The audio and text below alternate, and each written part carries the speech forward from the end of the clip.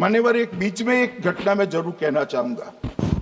2010 में एक चुनाव आयुक्त महोदय ने निर्णय किया कि रिटर्निंग ऑफिसर को मतदाता सूची में से नाम काटने का अधिकार नहीं है, और उसके बाद से किसी की मृत्यु हुई तो भी नाम नहीं कटते थे, कोई एक क्षेत्र से दूसरे क्षेत्र में गया तो भी नाम नहीं कटते थे, एक व्यक्ति का ट्रांसफर हो गया तो कोयम्बटूर से वो शिमले चला गया, भारत सरकार का कर्मचारी है तो उसका नाम कोयम्बटूर में भी रहता था, शिमला में रहता था, क्योंकि 2010 में मैं बताता हूं, मैं बख्शूंगा नहीं, आप चिंता मत करो, क्योंकि 2010 में एक व्यवस्था हुई कि किसी का नाम नहीं काट सकते, और उस वक्त भी कांग्रेस पार्टी की सरकार थी। तो एक गहन पुनर्निरीक्षण क्या है? मानिए, एक गहन पुनर्निरीक्षण है कि जिनकी मृत्यु हो गई उनके नाम कट जाए, जो 18 साल से बड़े हो गए उनके नाम जोड़ जाए, जो किसी भी प्रकार से 2 जगह मतदाता है उनके नाम कट जाए, और जो विदेशी नागरिक है उनको चुन चुन कर डिलीट किया जाए। ये गहन पुनर्निरीक्षण। और मैं आज इस मंच से, आपके माध्यम से इस सदन को और देश की जनता को कहना चाहता हूं, क्या कोई भी देश का लोकतंत्र सुरक्षित रह सकता है जब देश का प्रधानमंत्री और राज्य का मुख्यमंत्री कौन हो वो घुसपैठ ये तय करेंगे? मान्यवर, नहीं रह सकते। एक मतदाता का एक से ज्यादा जगह पर वोट होना चाहिए। मान्यवर, एक से ज्यादा जगह पर वोट होना चाहिए।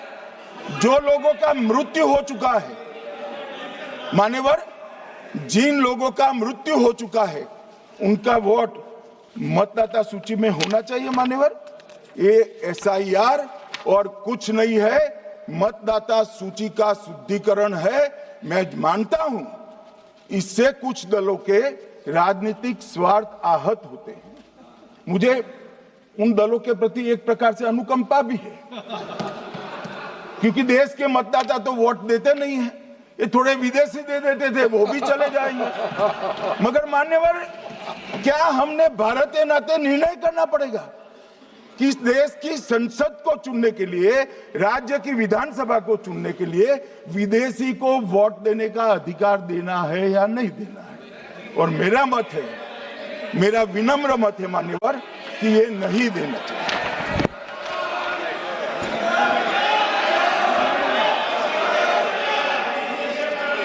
दादा बैठ जाइए, प्लीज प्लीज। मान्यवर,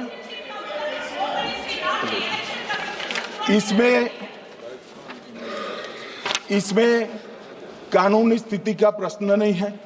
अभी सांसद महोदया बोला कि इलेक्शन कमीशन का अधिकार नहीं है। लाल बाबू हुसैन 1995 में एक वाद हुआ मान्यवर, भारत की सर्वोच्च अदालत तक वो वाद पहुंचा। लाल बाबू हुसैन बनाम मतदाता रजिस्ट्रेशन ऑफिसर 1995 में इसका जजमेंट आया, और उसमें अदालत ने स्पष्ट कहा, देश की सर्वोच्च अदालत ने कहा, मैं नहीं कह रहा, जहां मतदाता का नाम दर्ज किया जाना है वहां रिटर्निंग ऑफिसर ये सुनिश्चित कर सकता है कि आवेदक भारत का नागरिक है या नहीं है।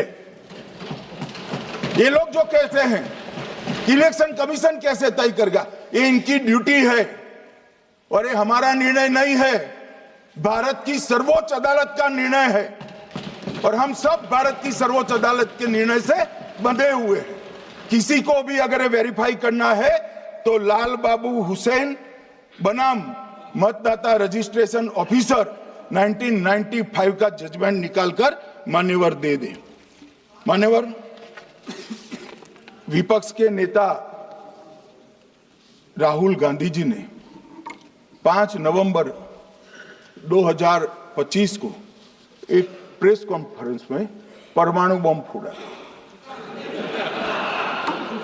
अब वो परमाणु बम के अंदर उन्होंने कहा कि हरियाणा में एक ही घर में 501 वोट पड़ गए।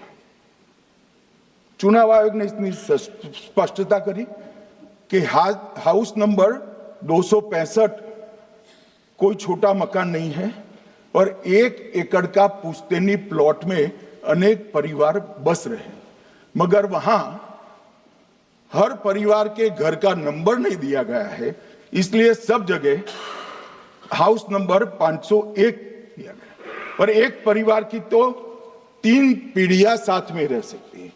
और पुराने नंबर से ही जब हरियाणा में कांग्रेस की सरकार चुनी गई तब से ये नंबर इसी तरह से चल रहा है।